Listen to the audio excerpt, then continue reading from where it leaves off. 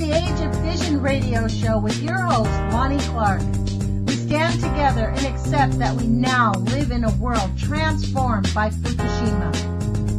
Monday, Wednesday, and Friday from 8 a.m. to 9 a.m. Pacific Standard Time here on UCY.TV radio. We relentlessly engage every ear that listens. We expose and confront the complete lack of accountability for the nuclear industry. Consider social engineering programs who view our bodies, minds, and souls as assets on a balance sheet. We discuss vital current issues, interview activists, and engage our audience in an effort to allow all voices to be heard. The Age of Fission radio show creates a venue that all will choose. We encourage our listeners to reclaim their power and their courage to take action and save our planet from the ravages of greed and indifference. Our actions matter. Every voice matters. We remind our listeners that happiness is resistance.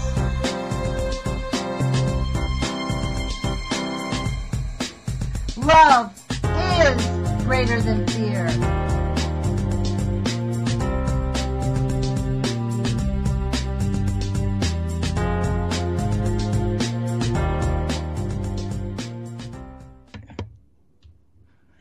Good morning, UCY.TV radio listeners. This is Lonnie Clark with the Age of Fission radio show.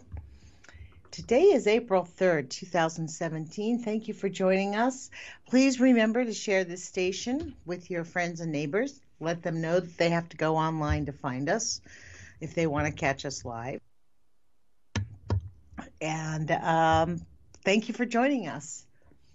Today I had scheduled Shaziz, who's I guess they call him a citizen scientist, a man who's studying how to bring energy to people when the system falls apart, essentially, is what he's doing. But something must have come up with him because he didn't answer his phone this morning, so I'm going to wing it. Thank you for bearing with me, but I have a bunch of ideas that I filled my head up. You know what happens to me when something happens is I immediately start thinking about uranium poisoning, mass animal deaths, what's going on with the fish in the ocean. And as many of you know, the sardines are collapsing. The fisheries on the West Coast are seriously collapsing. On the West Coast, there is a report that says the sardine fisheries are looking at a complete closure for the third year in a row. That's a pretty serious, this is what the story says. The once thriving sardine population made famous in John Steinbeck's novel Cannery Row has taken a nosedive along the West Coast. I wonder why.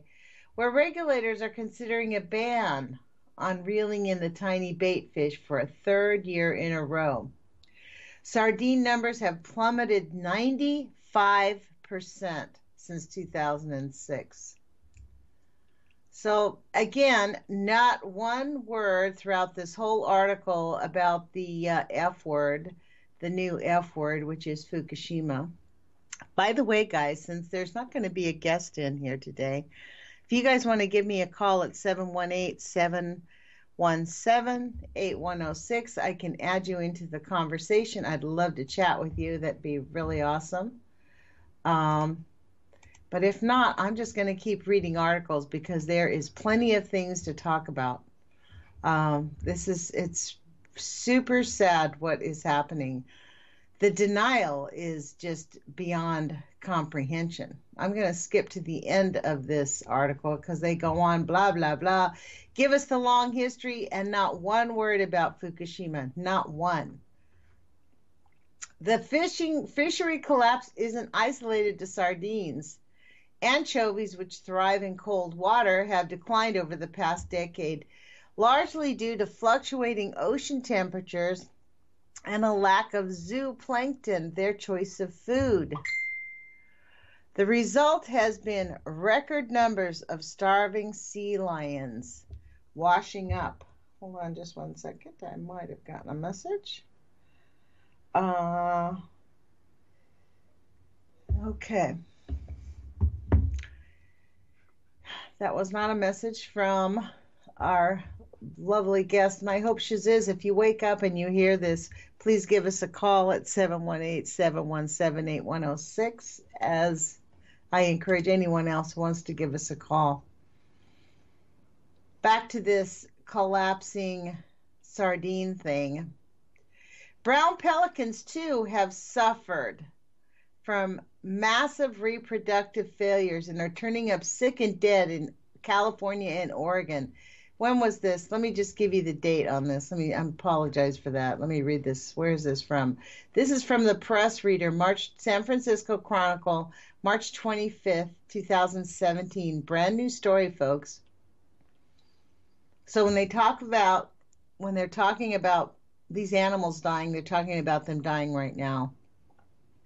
The result has been a record number of starving sea lions washing up on the beaches in California over the past few years because there haven't been enough sardines or anchovies for pups to eat. In 2010, you notice they do not discuss the F word. In 2010, the study found that many of the starving and emaciated pelicans are eating worms and other prey inconsistent with their normal diet of anchovies and sardines. I'm trying to read down. There is nothing. The fish are generally frozen in big blocks in commercial long line fishing and used for feed in Australian and Japanese bluefin tuna farms. Which, by the way, folks, please do not eat any tuna. Tuna is highly toxic. It's cesium-137 was found in all of them. So this is so annoying. This is where I get very angry. These people are not even talking about they said that it's along the west coasts of California, Oregon, and Washington. Wow. If initial estimates for this year remain in place, the fishery will be closed for the third straight year. Fishery biologists blame the collapse on natural fluctuations. Natural, yeah. It's real natural, I guess, when an earthquake causes a tsunami, which creates 3 nuclear meltdowns, which recent sediment studies have shown have been common throughout history and changing ocean conditions. So don't worry, folks. There's nothing to worry about. Conservationists, however, believe overfishing made a bad situation worse. There would have been a decline anyway, but we made the decline fishing worse, said senior scientist for Oceana, an international advocacy group that's been fighting for lower annual sardine take and implement stricter regulations. I don't know about you, but that kind of makes me angry. The complete denial is unbelievable. I apologize for that, folks. Let me turn this sound down. Hold on just a second.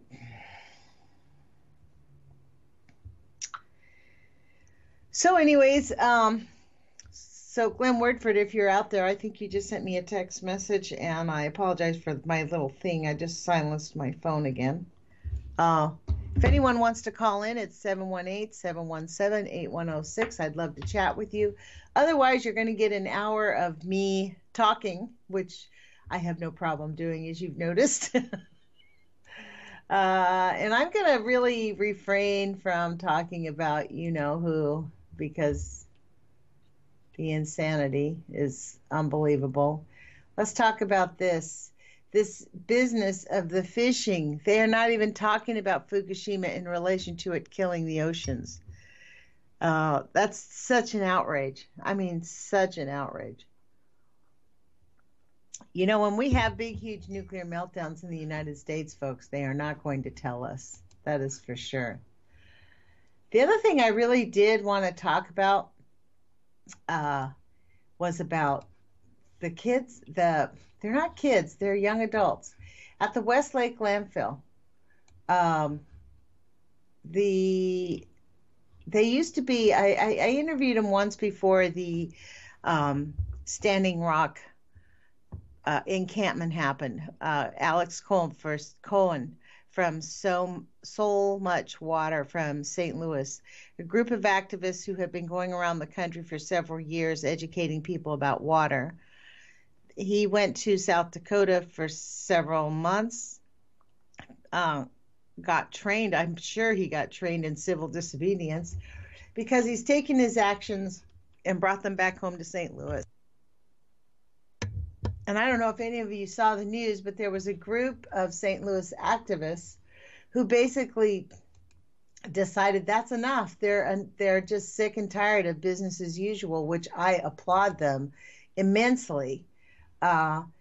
They created an action on March 31st where they stood in front of the Westlake landfill work site, blocked the road with 6 big barrels full of concrete or something in them, chained themselves to it, and stopped business. The police had to come out and unchain them, and it stopped the business for the day.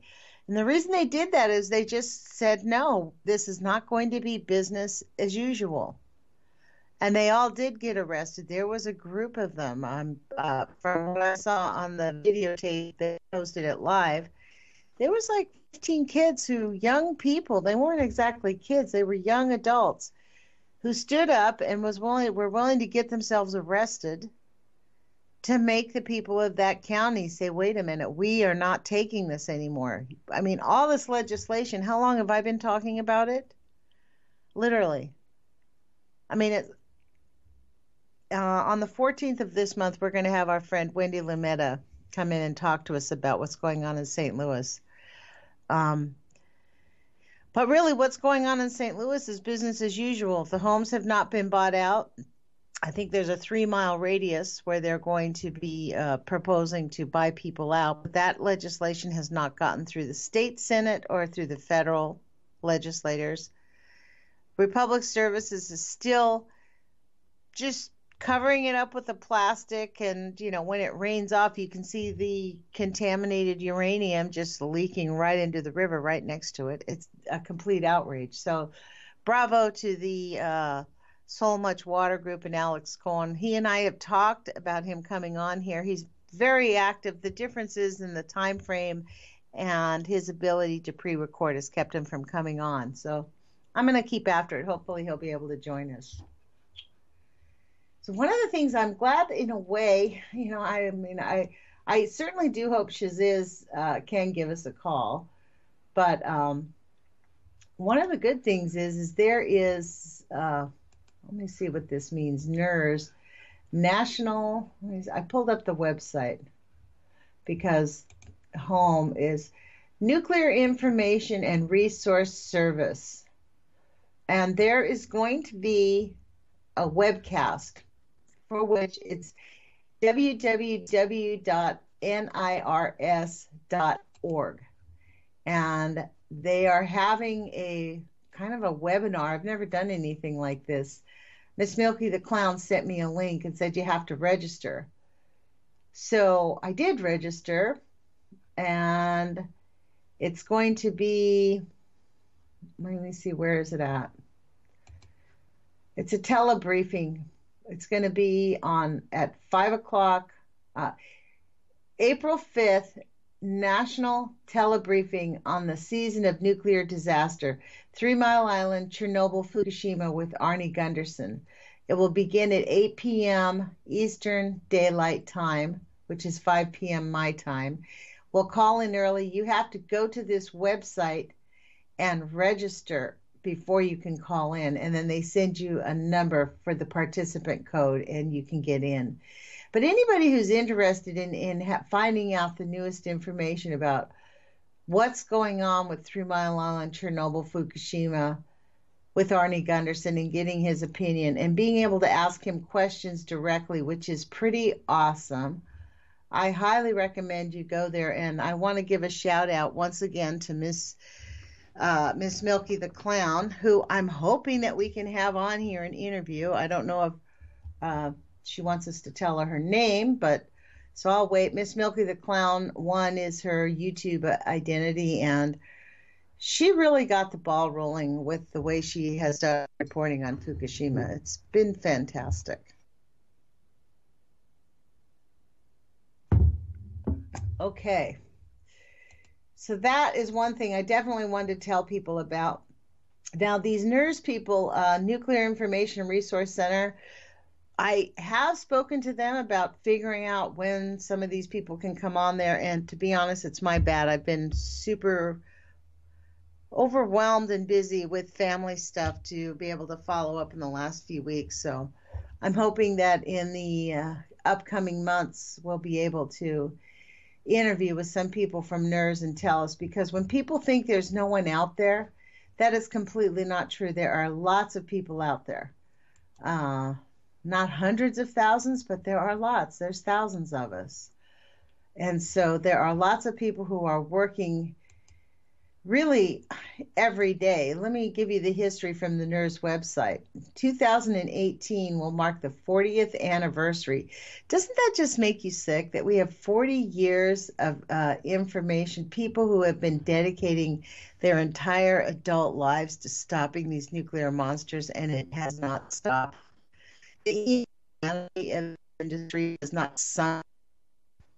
We start, and we have actually, they have the nerve to write stories about how there's not even one word about Fukushima in this at all. Not one word about Fukushima killing the Pacific Ocean.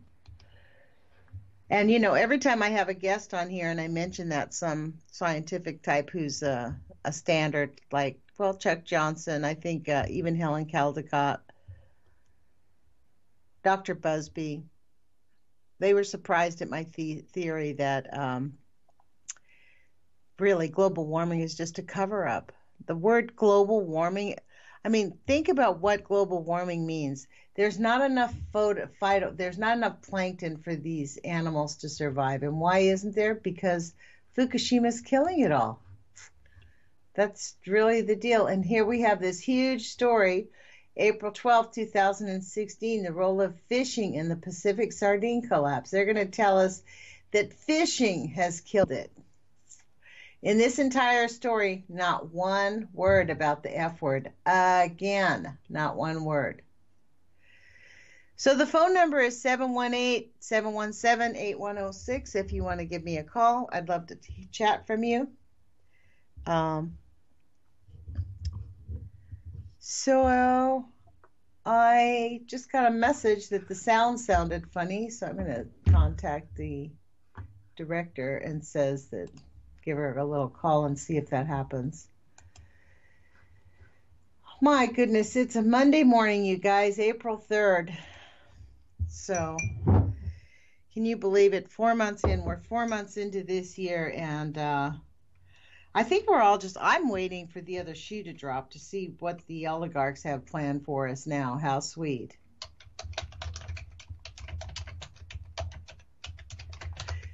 Hold on just a second, folks. Anyways, so NIRS, Nuclear Information and Resource Service, Michael Marriott, he's been engaged in this, I guess, since 1980. Oh, I think he's the man that died last year, Michael Marriott. They have him on the front page.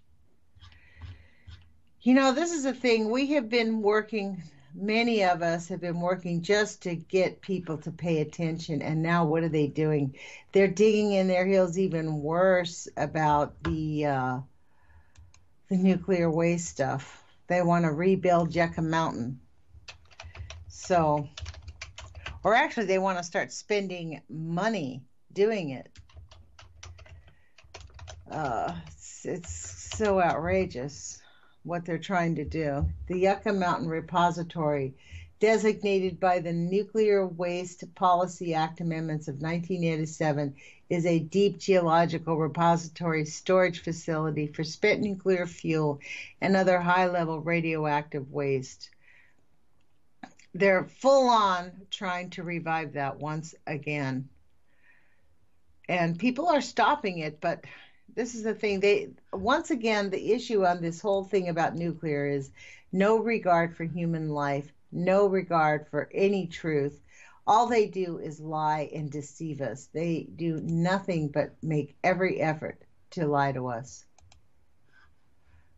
Just as, let's take a look at the event notification reports for, let's see, what's the date? No, April 3rd. I think April 3rd is going to be our very first one in April. Yes, we do have one for April 3rd. Let's see what they're telling us today. Texas Department of Health Services, Braskem America, Inc., non-emergency. 4 stuck shutters, more faulty gears. The next one, Texas Department of State Health Services, University of Texas, MD Anderson Center, non-emergency. What do you want to bet that somebody getting the wrong dose of nuclear?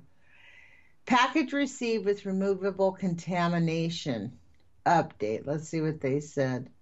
The package was picked up from Houston Intercontinental Airport on the evening of March 22nd, and after clearing customs from a common carrier, wow, a common carrier, flying from Germany, picked up the package on March 22nd, placed it in their warehouse until it was delivered on March 23rd. Both times, while the package was being transported in the vehicle, there were no other packages in the vehicle. Gee, that makes us feel safe. There were no other deliveries of radioactive material in this vehicle in the last 2 days. The investigation is ongoing. That makes you feel good, right, folks? Louisiana Radiation Protection Division, non-emergency. Fixed gauge malfunction. Another one of those. Pilgrim, Massachusetts, power reactor, non-emergency, accident mitigation. Doesn't that make you feel good? Pressure suppression pool declared inoperable to Taurus high water level, March 31st. With the reactor at 97% core thermal power and steady state conditions, operators inadvertently caused water level to rise up to the pressure suppression pool. That's called Taurus. Pilgrim Nuclear Power Station was restoring normal system valve lineups after performing flushing of the suction piping of the core spray in accordance with station procedures. During the process of restoring the appropriate valve lineups, water was inadvertently transferred to the Taurus from the condensate storage tank. The cause of this event is understood. Really? They understood it? Okay, they go into this big technical thing. This was a case of the water level in the Taurus being above the TS level. The Taurus was potentially available to provide cooling to the reactor if needed. So don't worry about that here, folks. Water got into the wrong place, but it's normal. Perfectly normal. Don't worry about it. Someone actually has to type these things up. Can you imagine that? I mean, someone's making a living lying to us, making these accidents look like they're just not that bad. That's when you start to hope that there really is a hell on earth, you know. I mean, really, this is just beyond comprehension that someone goes to work and writes this stuff up. Wow. Okay, Fitzpatrick, New York, nuclear power plant. 328, invalid specification system actuation. 60-day report due to invalid ECC actuation signal. And what does the update say? The licensee added the condition occurred at 1624. An evaluation concluded that initiation signals were caused by the opening of a portable job box that was stored near sensitive equipment. Upon opening the job box, the lid bumped a reference leg, resulting in initiation signals. All initiation signals were reset and the system restored to normal shutdown lineups. Blah, blah, blah, blah, blah. More lies and more lies and more lies. Wow.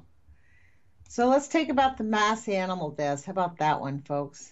Gee whiz, what a fun radio station to listen to in the morning. Let's talk about mass animal deaths. You know, when I said to Chuck Johnson, I don't know if you guys caught that on the air, if we said it on the air or off, but we were talking last week about the very real possibility that Fukushima is poisoning our air and our water in the Pacific, in my view. And of course, he disagrees because he's going with the AMA standard. Dilution is the solution, and there's just way too big. Don't worry about it. Fukushima isn't really affecting anybody.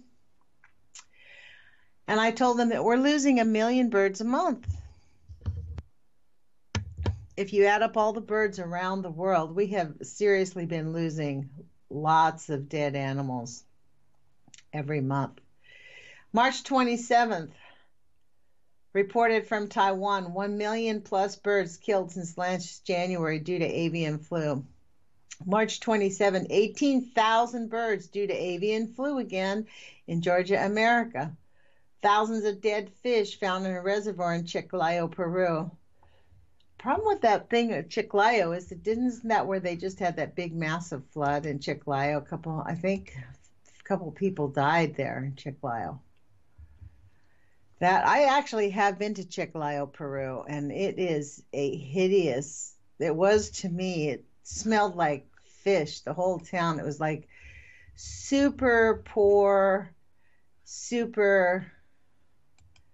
Like, I have to say that I was a little stunned when I went there. As an American, that really made me realize how privileged I am. Talk about white privilege. Wow. 70 plus dead turtles found in a lagoon in Managua, Nicaragua.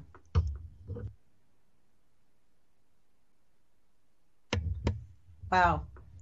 70 plus. Massive die-off of fish in Hengjian, China.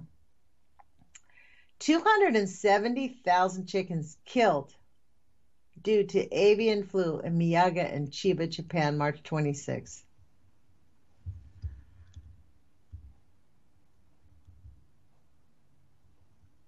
I really don't know what people are going to do when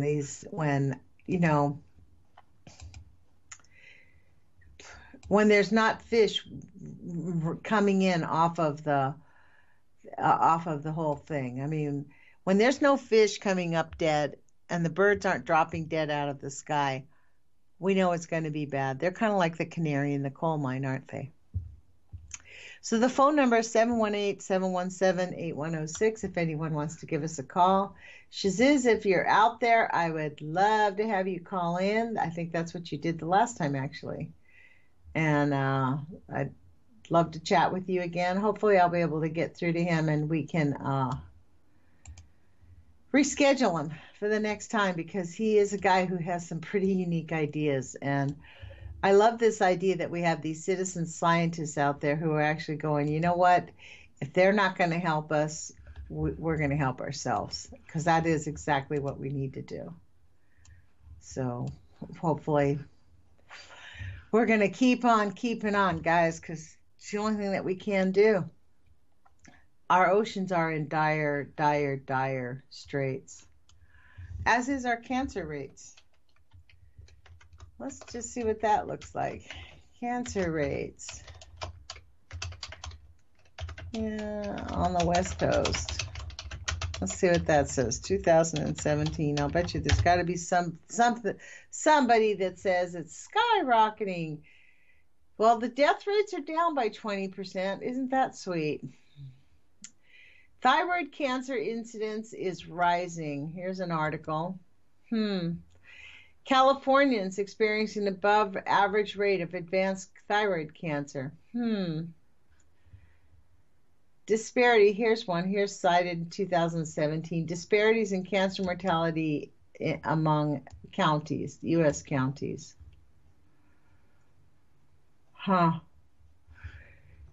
It is not really a matter of if, folks. It is a matter of when. When are we going to stop these people? And how quickly? I mean, it's beyond comprehension, to be honest, that we continue and continue and continue to allow these people to just lie. There's someone that went to work over the weekend and wrote up a story about the sardines and not one word about Fukushima. People go to work every day at the NRC and write up these nuclear alerts and never mention how detrimental it is to life on our planet. I don't know what it's going to take. I mean, are we just like lemmings? We just fall off the cliff. We just walk down and fall off the cliff and that's it. Well, you have to die some way. That's not an acceptable answer. That is just not an acceptable answer. It's up to us. We have to be adults. I mean, we allowed ourselves to be misled. Here's a story on the JAMA, Journal of American Medical Association Network, who I personally can't stand MDs personally. Like I will go to doctors only. I don't know. The only time I really went to a doctor was when I broke my leg. Like, I don't trust them and I don't like them. And these are part of the reasons why. Trends and patterns of disparities in cancer mortality among U.S. counties, 1980 to 2014. Original investigation, January 2017. Key points. What are the trends and differences in cancer mortality rates among United States counties from 1980 to 2014? Cancer mortality decreased by relatively 20% between 1980 and 2014. However, there were substantial differences among the counties for this period. For many cancers, there were distinct clusters of counties in distinct regions with especially high mortality. There were important changes in trend patterns in the mortality among U.S. counties. Wow. Cancer is the leading cause of morbidity and mortality in the United States and results in a high economic burden. The objective of this paper is to estimate an age standardized mortality rate by U.S. county from 29 cancers. This is an abstract, folks, so I don't think it's going to give us details. But listen to this. De-identified death rate records from the National Center of Health Statistics and population counts from the Census Bureau, the NCHS, and the Human Mortality Disease Database, 1980 to 2014, were used. Validated small area estimation models were used to estimate county-level mortality rates from 29 cancers. It's a huge, long list of them. The exposure was, this is where they go, county of residence. The exposure was county of residence, but I wonder if they don't count the county of residence at birth, just the county of residence when they got it, right? So this is where a lot of our statistics is wrong on cancer, because our population is a very mobile population, and we move around quite a bit. As we saw with the people of St. Louis, many of the people who were affected by the contamination in St. Louis had moved away, but they were adults when their diseases presented themselves. A total of 19,511,910 cancer deaths were recorded in the United States between 1980 and 2014, including 5,656,423 due to tracheal, bronchus, and lung cancer, 2,484,476 due to colon and rectum cancer, 1,573,593 due to breast cancer, 1,077,030 due to prostate cancer. I just can't read this, to be honest. I cannot read these full numbers. My heart is sinking as I'm reading it, but listen to this. Okay. Clusters of breast cancer were present in the southern belt and along the Mississippi River, while liver cancer was highest along the Texas-Mexico border, and clusters of kidney cancer were observed in the North and South Dakota in counties of West Virginia, Ohio, Indiana, Louisiana, Oklahoma, Texas, Alaska, and Illinois. So I wonder what happens if we were to like pull this apart and take those cancer cluster maps and put them on top of where there is uranium mining or a nuclear power plant. Conclusions and relevance. Cancer mortality declined overall in the United States between 1980 and 2014. Over the same period, there were some important changes in trends, patterns, and differences in cancer mortality among counties. These patterns may inform further research into improving prevention and treatment. Prevention, how about let's just stop the nuclear industry and stop with the nuclear lies? How about that idea, folks? I mean, that's just beyond outrageous. It's actually inhumane for them to continue to deny that radiation is causing harm. It's outrageous. I'm nonplussed at the complete level. I mean, wow. Amazing. I'm trying to find this story. I beg your pardon for sounding a little bit spacey here, but I went to Facebook to try to go to post up about the so much water thing. And Facebook is, for some reason, isn't letting me get to that page. Don't we just love it? What is up with the whole Facebook thing, man? They're so freaking weird. Like murder, death, kill. That's really... the problem is with the EPA, the EPA is being underfunded now. They're going to gut the EPA 30 to 40%. Actually, the House of Representatives passed a bill to terminate the EPA as of December 31st, 2018. So they've set it up. All they have to do is send it to the Senate, and bada bing, man, pollution control is over with, But Missouri Earth Defense Coalition and Soulfire Caravan, that's the name of it. Let me read this article. Hold on. This is super awesome. And I'm super proud of these people for taking this aggressive action out there. I've said this many times on this radio show. If I lived in Missouri, I would have parked myself on the governor's lawn. I would have taken a tent and stood there.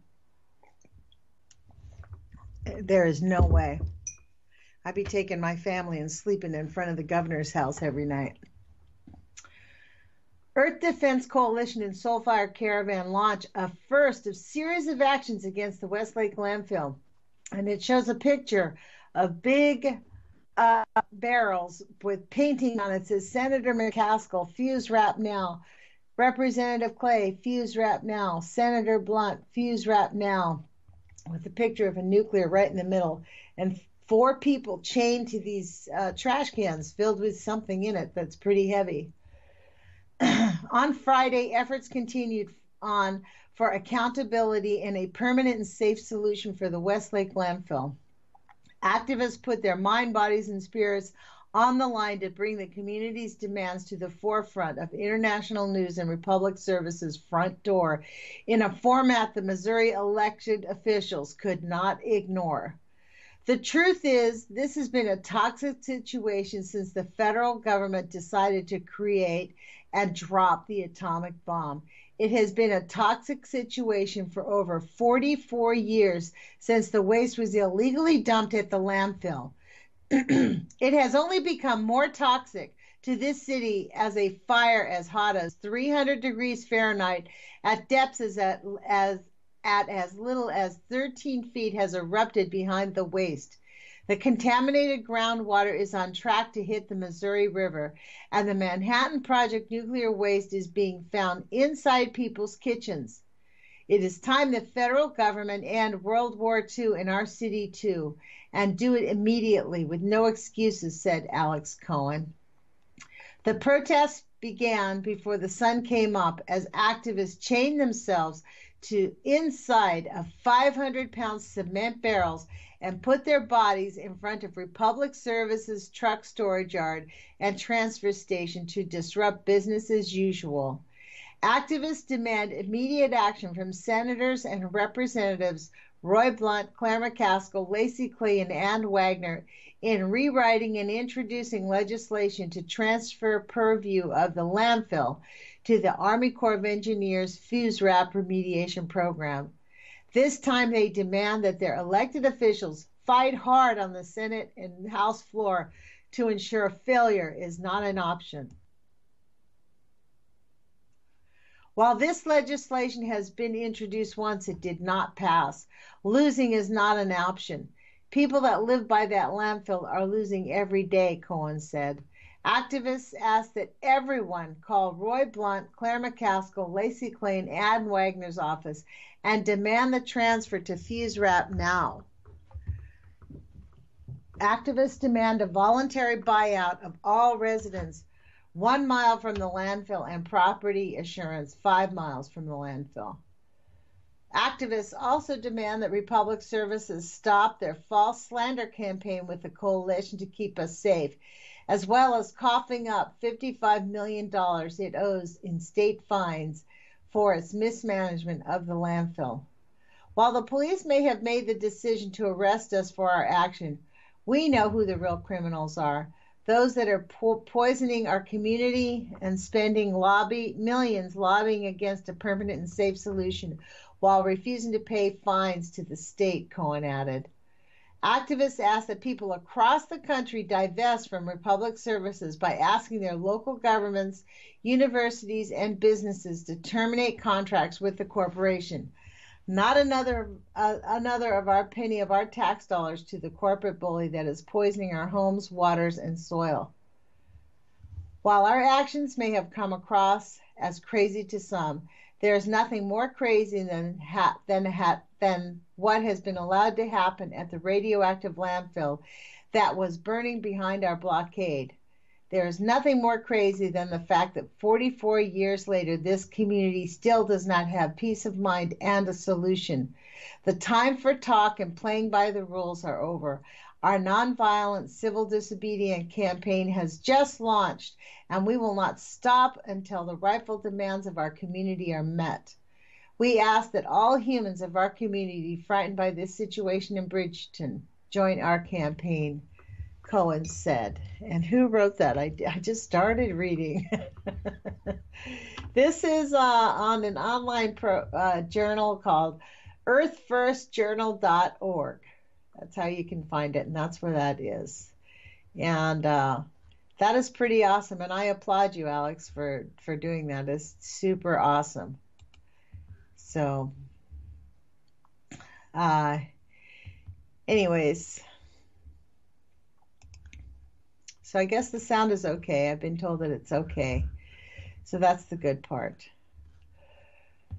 It is completely outrageous. You know, the downside to if we get that legislation passed, because this is how they have the nuclear monsters created the legislation, the whole system of how they regulate and fund the nuclear industry is particularly heinous. Even if we get this Westlake landfill moved from the EPA to the Army Corps of Engineers, then we have to deal with the fuse wrap funding. And the fuse wrap funding is actually under threat from the Trump administration. Let me see, fuse wrap funding for 2017. Let's see what that looks like. President's fiscal budget calls for, oh dear, 109. So it went down again. It was up at 112. Let's see. Despite this, let's see, April 16th. None of these are all April 16th. None of them are current budgets. I'm looking to see, this is all from last year. So let's see. Yeah, it's going to be funded at $103 million for 2017. It was up to 125, and this is where they've taken it now. And it is really completely outrageous. Yeah. It's called discretionary funding expense. It's a discretionary funding. Wow. That is so painful. It is really sad. But this was for fiscal year 2017 includes 4.620 billion in gross discretionary funding for the Civil Works program, but for the fuse rep it's 103. That's it. $103 million. So the complete lack of regard for human life and how these guys decide that they're going to do it when we're sending money to Saudi Arabia, we're sending money to probably every dictatorship on this planet, and yet there's no money to clean the sites in our own nation. And let's see what happens with Diablo Canyon, because there's a few places around our country, folks, that are just gaping holes. I wonder what happened with Turkey Point. Turkey Point nuclear emergency has been going on for, I don't know, a couple weeks now, and no one's even talking about it. Turkey Point, March 10th, March 22nd. Okay. I guess the NRC is telling us it's fine. It's perfectly fine. Here's the NRC inspections. They're going to be going on. Inspecting it after a small plant explosion. I read this last week, so there's nothing happening. Oh, a minor detail. Wow. And what about Indian Point? Let's do that. Indian Point, Turkey Point. Don't you think it's kind of funny? Indian Point and Turkey Point and Indian Turkey, and then we have Pilgrim, like all these things that they're like these images of the foundation of our country. Indian Point, Turkey Point, Pilgrim, they're all blowing up. It's a bit of an irony, isn't it, folks? So I know it's a little late in the game. If anybody wants to give me a call at 718-717-8106. Today is April 3rd, 2017. Tomorrow I will have on with us Thomas Ackerman, the artist. We're going to be talking about ethics, our conscience, the usual. How do we live our lives in this new age of fission? That's kind of the thing, I mean, it was Thomas who coined the phrase, the age of fission. And like he said, all great artists actually, they identify the age that we're in. And I think he did that accurately. And he is a really great artist, so I'll give him that one. He did his job right. But this is the hardcore reality. We have got to figure out how to move forward. We're looking at certain extinction if we continue to support and allow these people to lie to us. And we have to hold them accountable. This is why I think it's fabulous what those people did in St. Louis. I mean, this is what they're going to have to do in order to actually get them to get off.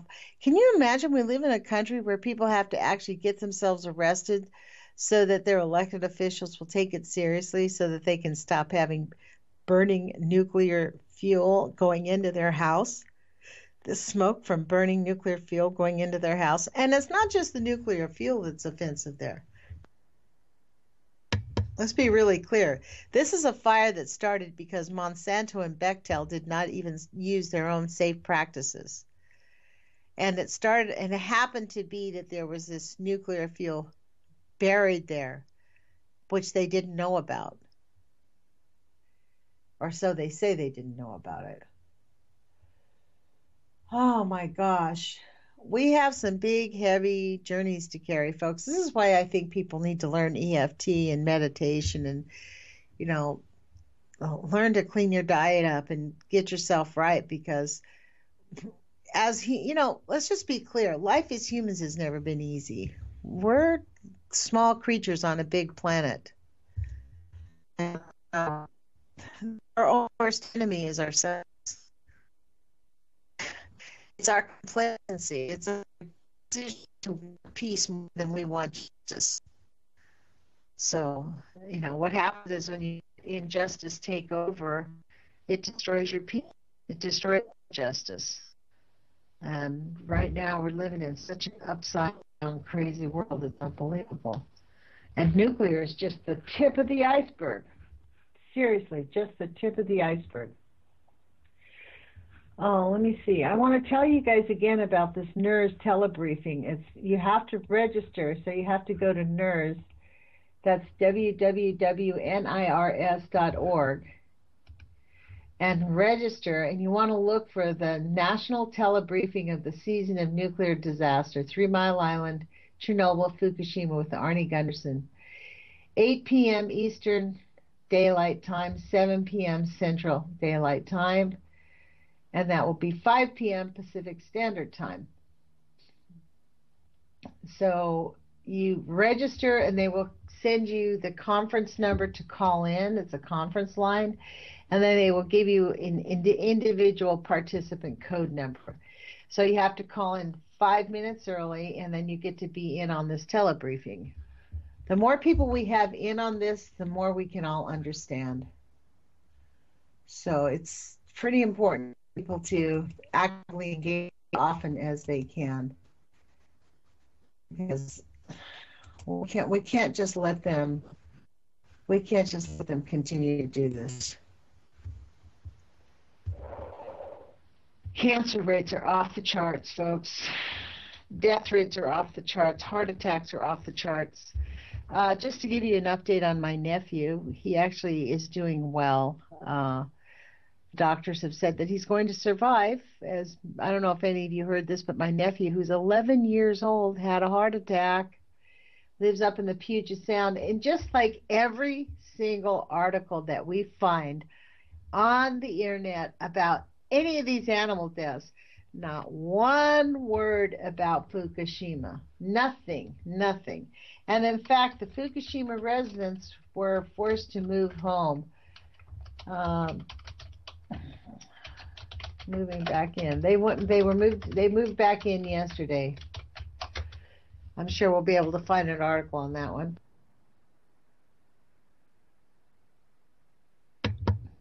Yeah, they started 6 years later. People are starting to move back home to Fukushima. That is so sad. This is for sure murder, death, kill. Popular Mechanics have it. Can you believe this? Even Popular Mechanics has a story about this 6 years later. Wow. But this is the title. 6 years later, people are moving back to Fukushima, but hunting radioactive boar is now a civic duty. And in fact, from what I understand, it's considered unpatriotic if you don't want to move back into Fukushima. Can you believe that? Let me see what this article says. Naomi, a small town that had a population of around 18,000, is the closest area to what that has been cleared for the return of residents since the disaster of March 11th, 2011. Naomi is only 2.5 miles from the Daiichi plant, but on February 28th, 2017, the former town showed a reading of only 0.07 microsieverts per hour, putting it in line with areas unaffected by the disaster, 0.07. The government has been lifting evacuations on towns that fall below 20 millisieverts per year, which gives Naomi the green light. Can you believe that? 20 millisieverts? It showed that only 18% of the people moving back. And it shows pictures of wild boar, which have really taken over there. The boars have just taken over. Oh, future plans hope to turn... Let me see. Of course, Naomi isn't the only site of a former nuclear disaster hoping to rebuild. Future plans hope to turn Chernobyl into a solar energy farm 30 years after its own reactor meltdown. Hopefully, Naomi won't have a similar wait. Can you believe this? This is just, let's just sell murder, death, kill. Is there actually no critical thinking going on any of these places? Is there no one thinking about this? Like they're just swallowing it hook, line, and sinker. The New York Times, what was this date of this article? Here's an article let's see if I can find a date on this New York Times article that just popped up. I don't see the date, but let's see. The rise of incidence of thyroid cancer. It's easy to crunch the numbers on thyroid cancer and assume it's a disease fast on the rise. Incidence has more than doubled since the early 70s, and for the women, it is the cancer with the fastest growing number of new cases. That's because women are the most easily affected. Again, let me scroll through this article. Not one word about Fukushima. There have been cases all along. Okay, many of these cases would never have caused any problems. In fact, studies shown that thyroid cancer is found in nearly 4% of all fine needle aspiration biopsy specimens. Ugh. So, I don't know. I don't dig this whole medical thing. I think it's an oversimplification to say that the increase in diagnosis from the overuse of technology and only relates to small tumors. So essentially, this whole article is saying that they're only finding them. That's why it's the increase, because they're finding them. Wow. I don't know. How is it that we are in a place and time on our planet where we just summarily ignore an industry that causes cancer? It's unbelievable. Wow. Well, I see we only have a few minutes left in the time. I think we've got 3 minutes left, folks. So thank you for joining us. And look, I do want to say, I'm going to spend a minute here encouraging people to share our radio station. Let your friends know that they have to go online, www.ucy.tv. To find my show, they put /AOF, or just type in the Age of Fission. I'm here Monday through Friday, 8 a.m. to 9 a.m. And, this radio station has plenty of other points of views other than mine, and other ideas and other things going on. We're definitely not a commercial radio station. We definitely need your contributions. So you can go to the website and hit the contribute button, and, every dollar helps. You can only contribute $5, contribute $5, but every dollar. And I know that people begging for money all over the place, all the activists everywhere is always begging for money. And the reason is because we're self-funding. So it doesn't mean that you can't give a little bit to a few people. Pick your favorites, and we hope that you'll include us in it, because we definitely need your support. It's the way that we'll grow the station. And share this podcast, share my radio station with your friends. As far as I know, this is one of the few stations that actually interviews activists and people who are thinking and getting out there every single day. We make an effort to interview people.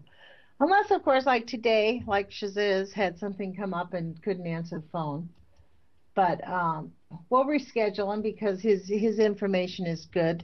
We're going to be having Larry Wood back on, talking about, the energy. I mean, there's people out there that are actually doing things.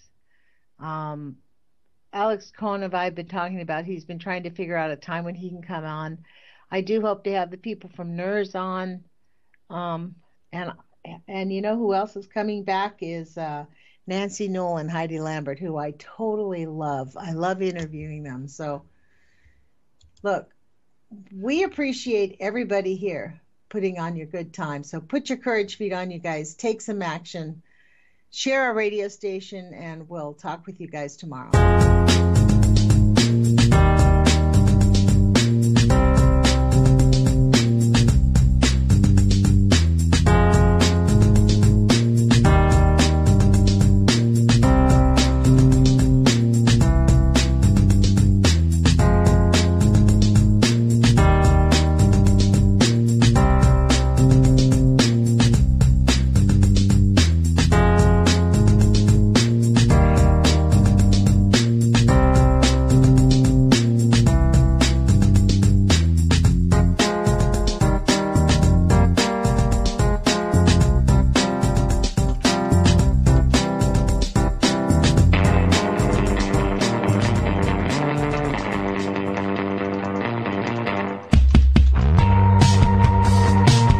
is Aussie Skateboard, and you're listening to UCY.tv.